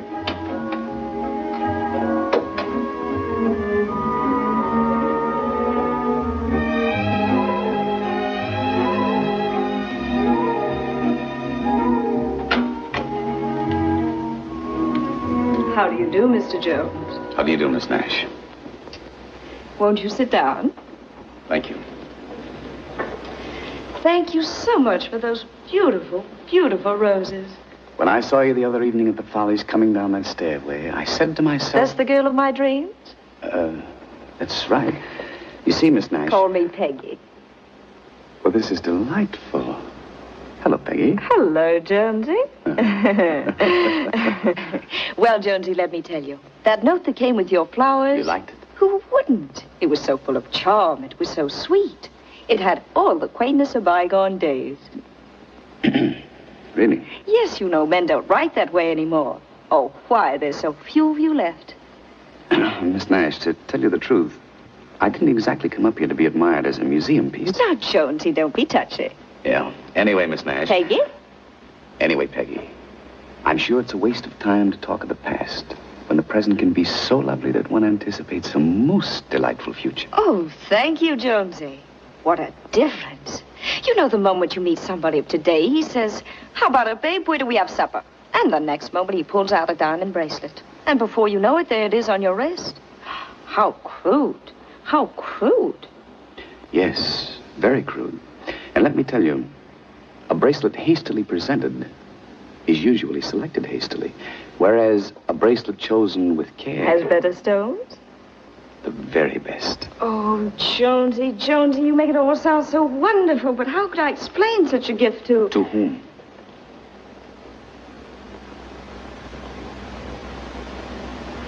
Oh, friend of yours? Very much so. Serious? I'm afraid it is. Is there anything I could do to make you forget this young man? Jonesy, you're asking a lot. Just look at him. He seems very young. Not too young. Would it be indiscreet of me to ask who this young man is? Come on, Mr. Van Cleve. Don't you know your own son? No, I didn't fall into your trap. You know, Mr. Van Cleve, girls are awfully smart these days. It must be rather sad for the great cavalier of the gay 90s to find his technique is getting rusted. Yes, I've heard all about the daring Henry. I understand in my mother's day you were, and I'm sure you had a very dashing figure. And now you're a kind of, retired Casanova. You know, it's always the same with men when they retire. Some grow flowers and, some grow a tummy.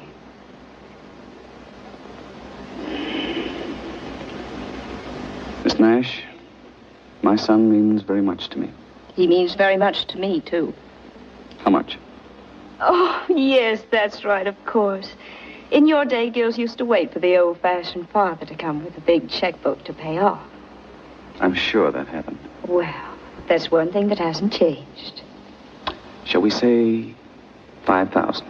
5,000? Oh, Jonesy, you underestimate me. I'm much worse than that. To get rid of somebody as terrible as me is worth, well, I'll make you a bargain. $25,000. All right. I'll send you the money. Before lunch? Before lunch. Goodbye, Miss Nash. You've been perfectly charming. And so have you. And you hope never to see me again. I wouldn't say that. Miss Nash, now that our problem has been solved, I would like to ask one slight question. Not that it matters, but I'm just curious, and I would appreciate an honest answer. I give you my word. Suppose you didn't know I was Jack's father, and you happened to see me on the street, or in a restaurant. This is just an academic question. How old would you say I am? Well, I'd say about 50. That old? Oh, I'm sorry. I didn't mean to hurt you. Oh, no, that's perfectly all right. Thanks very much. Excuse me, but how old are you? 50.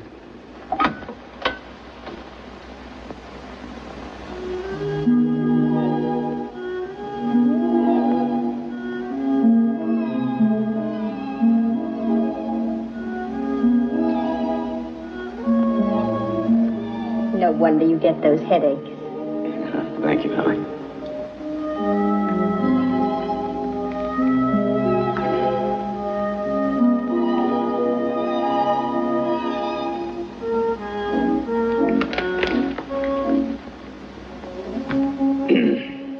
Martha, this is going to be a bit unpleasant.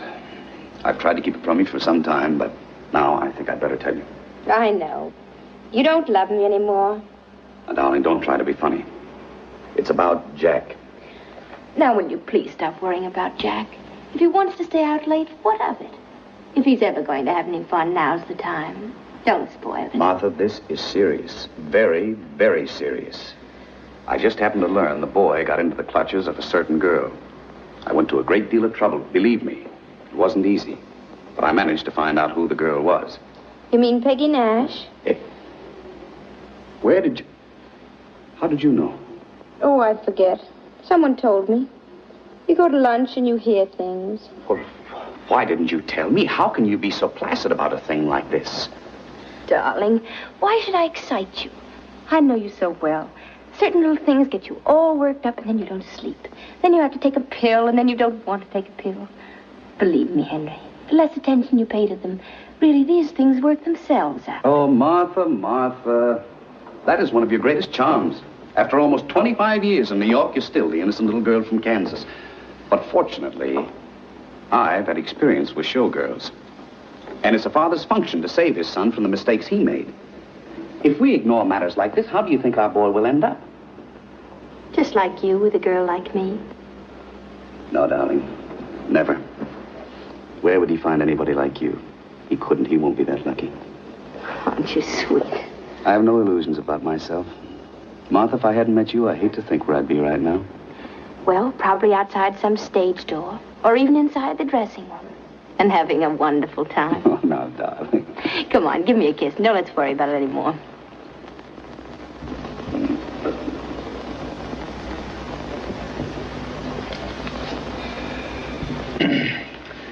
Martha, I just want to get your viewpoint. You think it would be a bad idea, just to be safe, if I looked up this girl and, And what?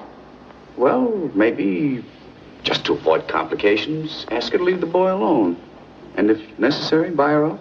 Now, Henry, don't even consider anything as foolish as that. All right. It's just a thought. If you want me to, I'll drop it. Good. How much did you pay the girl? What do you mean? Don't I know my Henry and his innocent eyes? I beg your pardon, sir, but you've told me to let you know when Mr. Jack arrived, sir. He's just come in, sir. Thank you. You see, he's home early for the first time in weeks, and I'll tell you why. He went to the theater as usual, and she gave him his walking papers. And the poor boy is probably all upset. I hope he is. And Martha, don't you baby him. Don't you spoil what I've done. Hello. Hello, Fred. Hello, Mother. Hello, Father. How are you, Jack? Fine. You look a little depressed. Well, me? Well, I never felt better in all my life. Besides that, I could use $100. $100? What for? Well, I want to throw a little party tonight. Take someone out. Oh, I see. Tell me, whom are you going around with these days, Jack? Now, Martha, that's Jack's personal life, and we shouldn't pry into it. Here you are, Jack. There's your $100. Thanks, Father. Have a good time. Thanks. And I'm not interested in whom you're taking out. I'm sure she's all right. Anyway, it's none of our business whether you're taking out Mary Jones, Helen Smith, Mitzi Glutz, or Peggy Nash. Peggy Nash? Father, what is this? Are you trailing me? Where'd you hear that name? I don't know. Martha, where do we hear that name? I don't know, and don't ask me. Well, one has friends, and, yes, and one goes to lunch. Tell me, isn't she a Follies girl famous for coming down a staircase? Well, now, look, we're all grown up, aren't we? Why, certainly. Well, I had a crush on her. Ah, why not? Why shouldn't he? I don't know, and don't ask me. I understand she's a very attractive girl. Oh, she is. And I took her pretty seriously. Oh, you did, huh? Yes, very. And then after a little time... Yes? I got tired of her. Oh, you did, huh? So then I faced the problem of how to get rid of her. You know, things like that aren't easy. I should say not. Don't ask me. I didn't ask you. I merely made a statement. Go on, Jack. But after all, what could she do to me? I hadn't promised her anything. You hadn't? I should say not. I wasn't the first romance in her life. You know, I'm no baby. But nevertheless, you went there expecting a lot of trouble, didn't you? Yes. But to my surprise, she was so big about the whole thing and let me off so easily. Oh, she did, huh? Well, isn't that fortunate? Yes. You know, she was so wonderful about the whole thing that I almost fell in love with her again. Oh. Oh, but it's all over now, and I'm glad of it. And so am I. And so am I. As a matter of fact, I never was happier in my life. And while we're on the subject, Jack, I think you're getting to the age where you should start to look around for a really nice girl. Oh, I don't have to look around. I've met her already. Oh, you have? A wonderful girl. The most wonderful girl I ever met in my life. Really? Well, isn't that nice? Tell me, who is the young lady? Is she someone I might know? A New York girl, perhaps? Oh, no, she comes from Philadelphia. Oh, from Philadelphia. Somehow Philadelphia always sounds right, doesn't it, Martha? Yes, it does. Tell us who she is. Yes, tell us. Well, have you been to Earl Carroll's Vanities? You mean this girl comes down a staircase, too? Oh, I should say not this girl. This one slides down the banister, falls right in the orchestra, and lands bang right on the big drum. Oh, you'll be crazy about her. Well, see you tomorrow. I have to run along.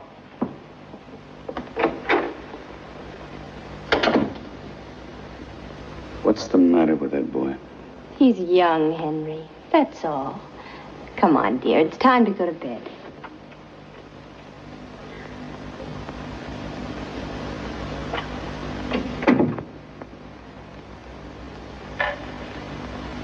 Martha, I want to ask you something, and don't spare my feelings. Be absolutely frank. I always am. If you didn't know me, and you saw me for the first time on the street or in a restaurant, Martha, do you think I'm getting a little heavy? Don't let that worry you. As a matter of fact, I like it. Let me tell you something. Nearly 15 years ago, when you and Grandfather brought me back from Kansas, I still didn't feel that you really belonged to me, and only to me.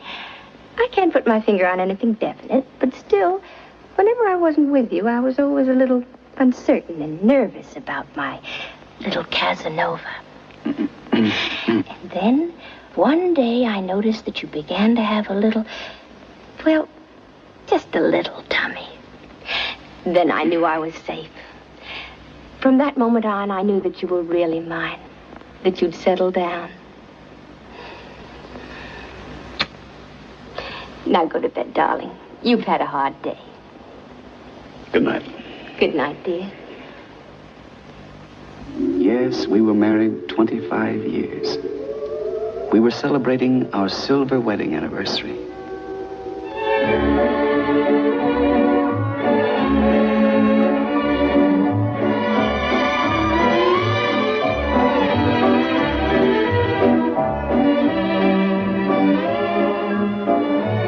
Have you seen Mrs. Van Cleve? No, sir. I've been in the kitchen. Jack, is your mother upstairs? No, I haven't seen her.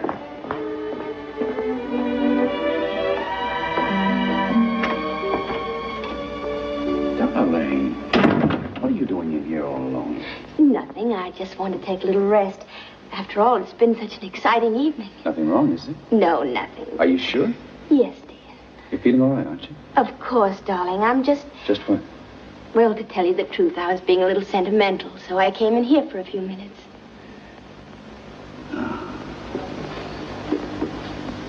Yes. This is where it all started. 25 years ago. I was standing over there by that desk. No, you were sitting in the chair. Yes, you're right. And then you came in and you stood by the desk. Then suddenly you started walking toward me. Very slowly, very slowly. I could count every step. Oh, you were such a frightened little girl, and the closer I came, the more frightened you were. Darling, I want to make a confession. After all, we've been married 25 years. What is it? I wasn't frightened at all. You weren't? Not at all. And when you were walking toward me so very slowly, do you know what was in my mind? No. I thought, what's the matter with him? Can't he walk faster?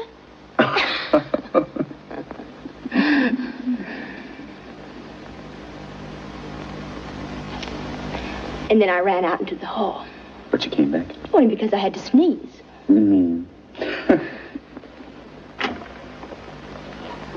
I beg your pardon, madam. You're wanted on the telephone. Oh.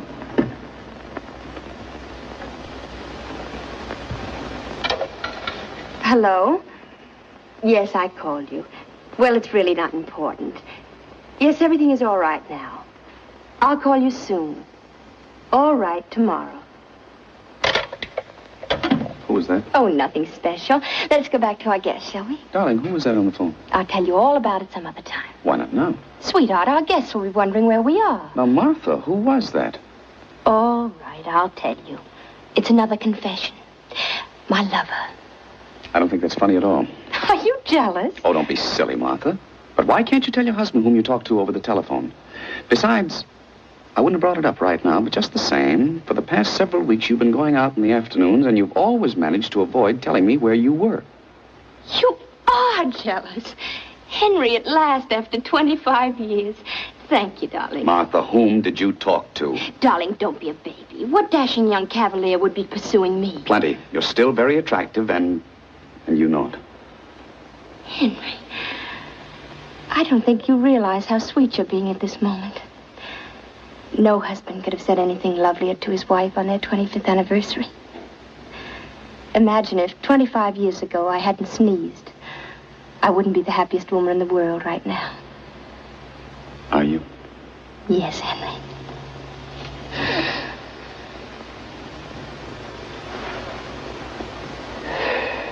Now, who was it? I'll tell you tomorrow. I am not going to leave this room until you tell me. Well, knowing my obstinate little boy, you promise to be sensible and not make a mountain out of a molehill? I promise. Now. Well, you know how women are. We have too much time on our hands, and we begin to imagine that there are things wrong with us. And I'm no exception, so I've been going to a doctor, that's all. Darling, I feel like a fool. Now, I have a confession I must make to you. I really was jealous. Martha, what did you go to the doctor for? What's wrong? Nothing, really. Oh, so that's why you came in this room. You weren't feeling well. Darling, is it serious? I tell you, it's nothing at all. Just a little dizzy spell. Darling? Now, you promise to be sensible. Come on, let's dance. Martha, what did the doctors say? Listen, dear, if I take 5 drops 3 times a day, and if you don't worry about me too much, we'll both live to celebrate our golden anniversary. Now, come on, let's dance.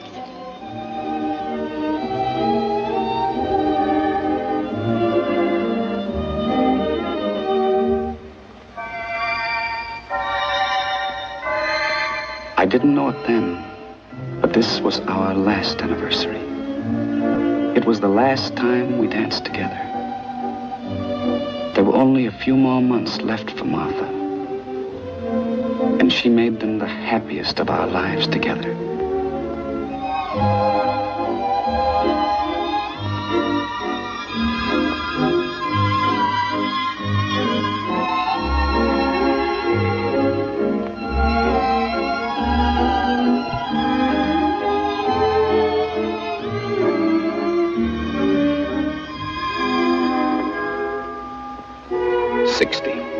Yes, I was 60.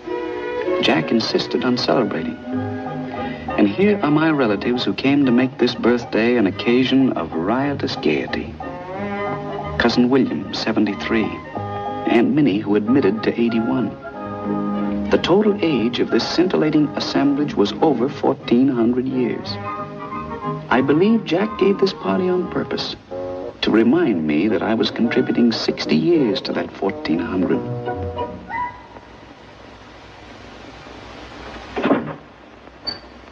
Good morning. Good morning, Miss Ralston. Is Mr. Van Cleve down yet? He's having his breakfast. Thank you. Good morning, Mr. Van Cleve. Good morning, Miss Ralston. Sorry to get you up so early, but I want these 2 letters to leave on the 9:30 plane. Yes, Mr. Van Cleve. And when you get back to the office, will you please see that I get a complete domestic report from every department before noon, because I may go to Chicago. Very well.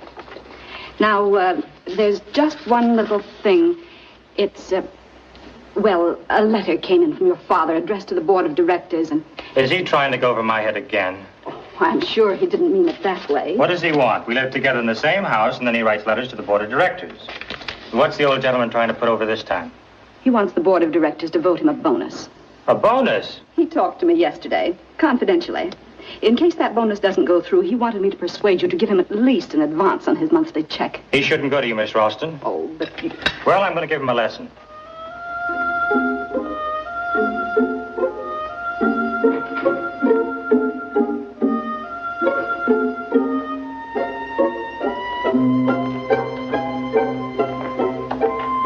And Miss Ralston, if my father ever talks to you again, tell him that he ought to be ashamed of himself and that you are in no position to deliver any messages.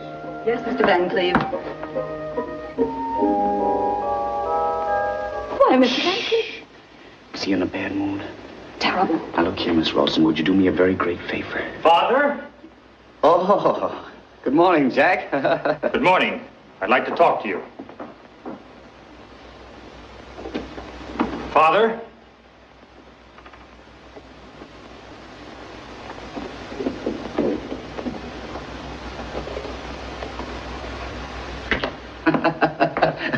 I heard a very funny story. You'll love it. It'll start your day off with a laugh.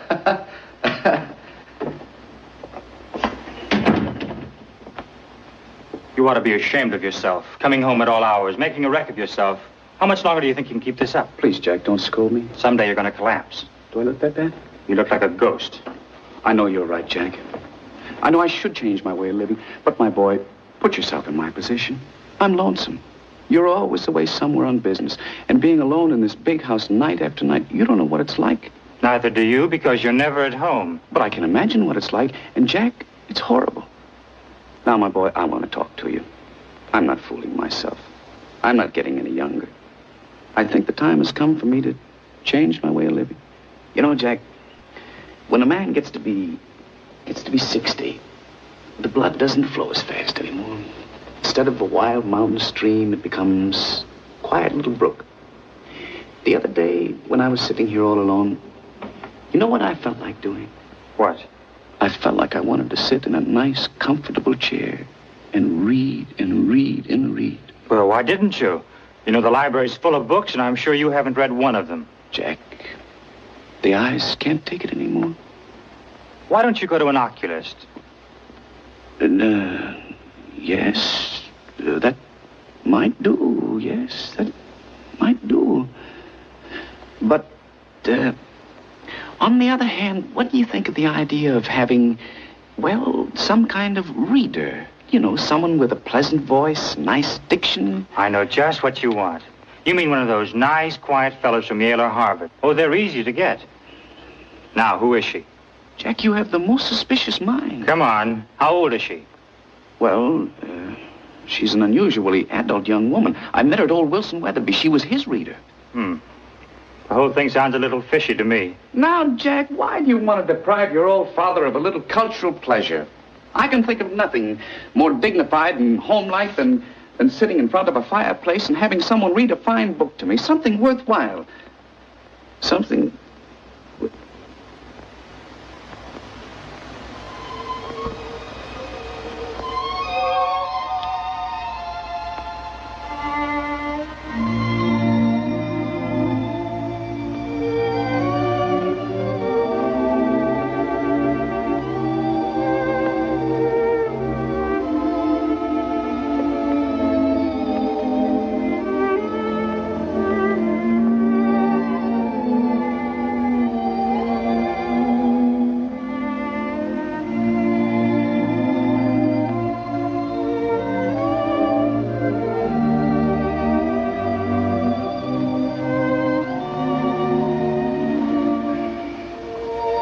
Father, her last thought was that you should be happy. And I promised her I'd see to it. So if you want this young lady to read to you, go ahead with my blessing. No, I couldn't do it. When a man gets to be 60, his life Isn't over, Father. Doesn't have to be over. If a man is lonely and he feels that he needs, well, You mean the feminine touch? that's natural. But I think he should find someone closer to his own age. Maybe. Not a girl of, 24. well, that is a little out of proportion. I'm afraid so. But if, on the other hand, he should meet a cultured woman of... Right?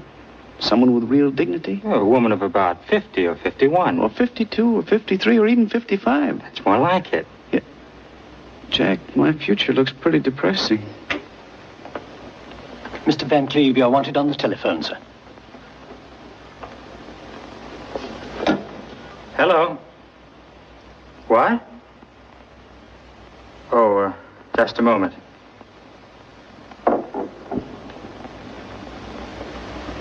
It's for you, Poochie.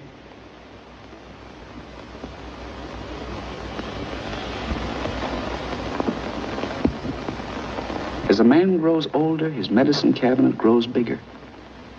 This is me at 70.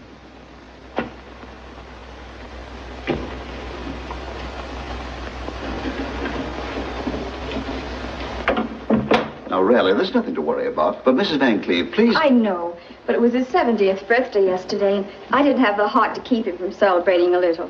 You know, I hate to go to that banquet and leave the old man alone. I'd just as soon stay home. No. It's perfectly all right for you to go. In fact, the fewer people around him, the better off he'll be.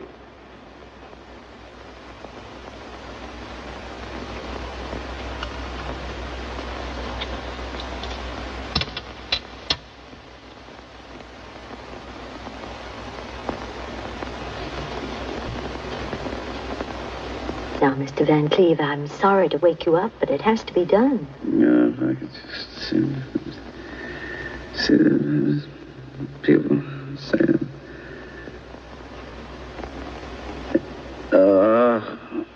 Now, open your mouth, please. Oh, go away, and leave me alone. Oh.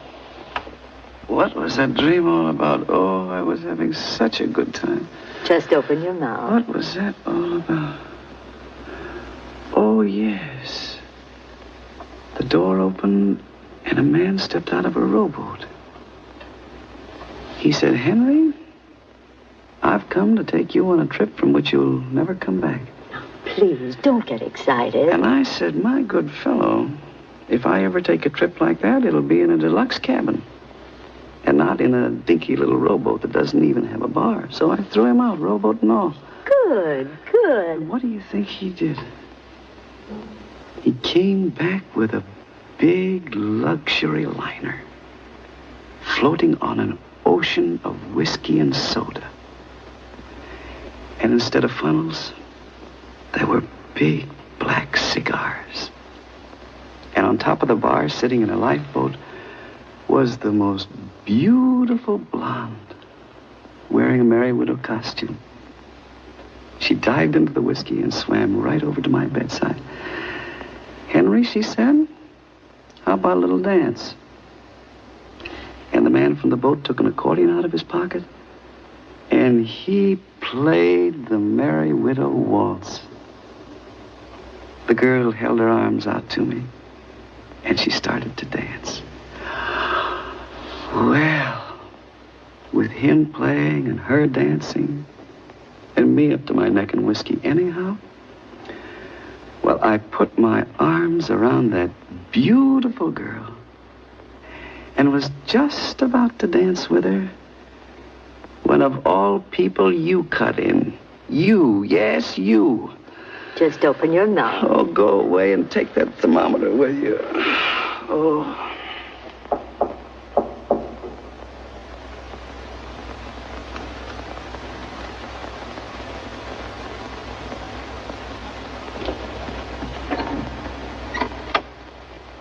The night nurse has just arrived. All right.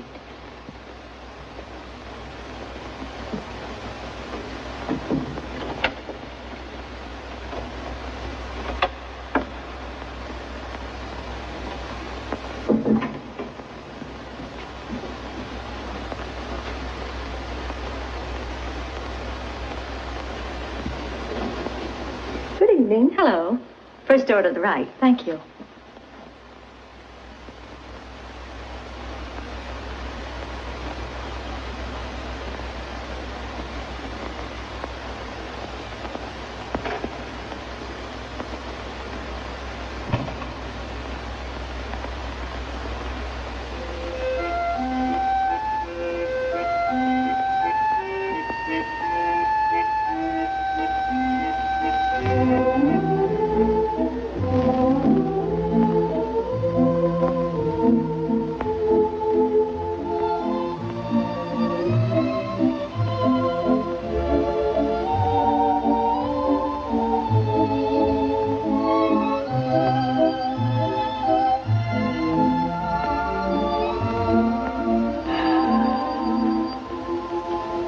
I'd fallen asleep, and suddenly I was awakened by a caressing touch on my forehead. I opened my eyes, and there she was, sitting right on the edge of the bed. Nellie Brown, registered nurse. Your Excellency, one look at her, and it didn't matter whether she was registered or not. Then she took out a thermometer, and she said, "Open your mouth." Who wouldn't for Nellie? And then she put the thermometer in, and my temperature went up to 110. Who could ask for a more beautiful death?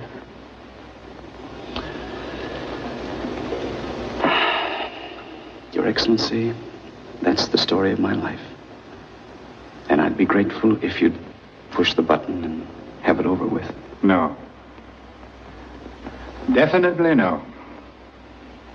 I hope you will not consider me inhospitable if I say, sorry, Mr. Van Cleve, but we don't cater to your class of people here. Please make your reservations somewhere else. Somewhere else? But, Your Excellency, if I walk into the lobby of the other place... You mean above? Yes. I know what will happen. They might not even let me register. The doorman might not even let me in. Well, you never can tell. It's worth trying. Sometimes they have a small room vacant in the annex. Not exactly on the sunny side and not so very comfortable. The bed may be hard and you might have to wait a few hundred years until they move you into the main building. Well, it doesn't hurt to try.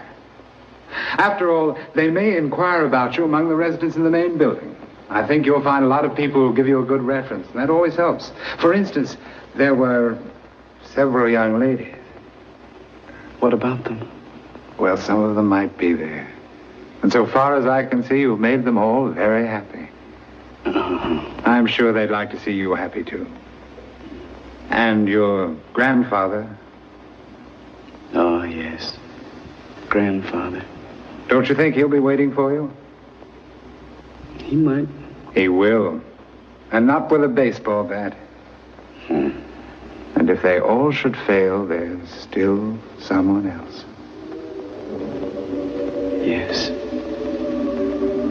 She's up there. And she will plead for you. Do you think so? You know she will. Yes, Mr. Van Cleve. I would say you have a chance. A very good chance. Anyway, it's worth trying.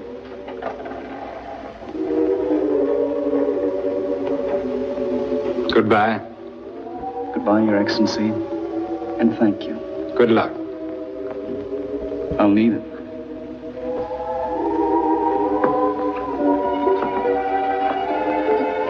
Down? No. Up.